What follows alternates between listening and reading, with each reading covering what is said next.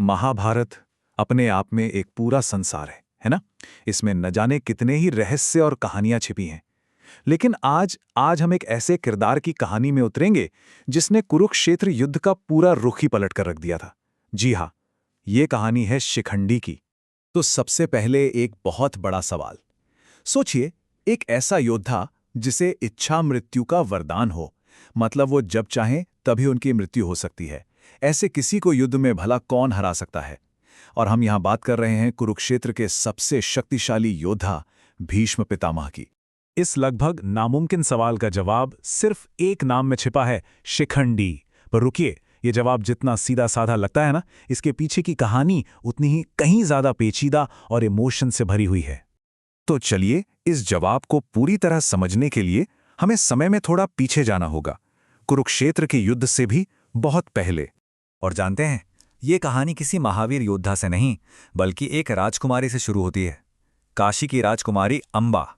शिखंडी की पूरी किस्मत को समझने की जो चाबी है ना, वो अंबा की इसी कहानी में छिपी है।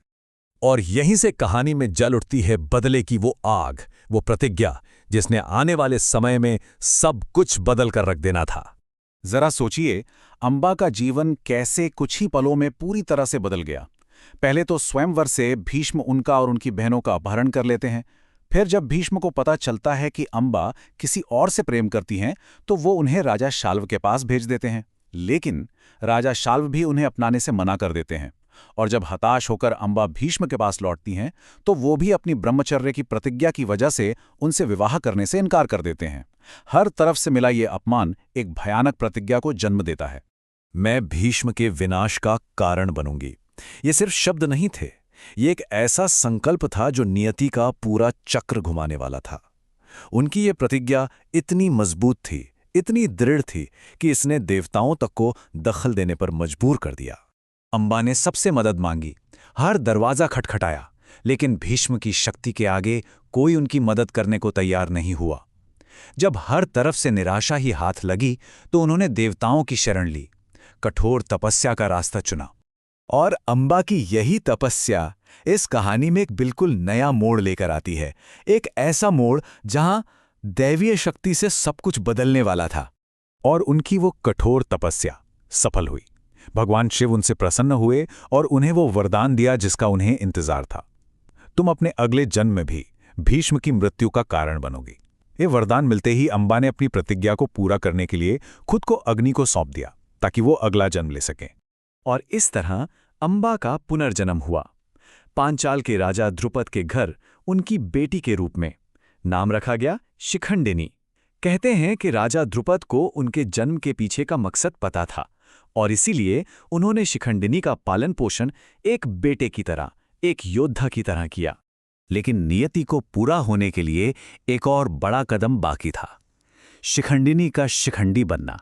हुआ ये कि जब उनके स्त्री होने का सच सामने आया, तो एक बड़े संकट से बचने के लिए वो जंगल चली गईं। वहां उनकी मुलाकात एक यक्ष से हुई, स्थूण कर्ण से। यक्ष ने उन पर दया करके अपना पुरुषत्व शिखंडिनी को दे दिया, और इस तरह शिखंडिनी पूरी तरह से पुरुष यानी शिखंडी बन गए। तो अब कहानी आ पहुंचती है कुरुक्षेत्र के मैदान में, वो जगह जहां अतीत की सारी कड़ियां, सारी प्रतिज्ञाएं और सारे वरदान एक साथ टकराने वाले थे। और यहीं पर नियति ने अपना आखिरी दांव खेला। एक तरफ थे भीष्म अपनी प्रतिज्ञा के साथ कि वो किसी स्त्री पर या ऐसे किसी पर जो पहले स्त्री रहा हो या जिसका नाम स्त्री जैसा हो, उस पर हथियार नहीं उठाएंगे। और दूसरी तरफ थी श्री कृष्ण की वो अद्भुत रणनीति, जिसने भीष्म की इसी प्रतिज्ञा को उनकी सबसे बड़ी ताकत को, उनकी सबसे बड़ी कमजोरी बना दिया। युद्ध का 10वां दिन। 9 दिनों के भयंकर संहार के बाद जब पांडव सेना भी भीष्म के सामने लगभग हार मान चुकी थी, तब ये निर्णायक क्षण आया। और हुआ भी वही। जैसे ही अर्जुन ने शिखंडी को अपने रथ के आगे ढाल बनाया, भीष्म ने उन्हें देख लिया। वो जानते थे कि शिखंडी कौन है। अपनी प्रतिज्ञा का मान रखते हुए उन्होंने अपने धनुष बाण नीचे रख दिए। और बस यही वो पल था।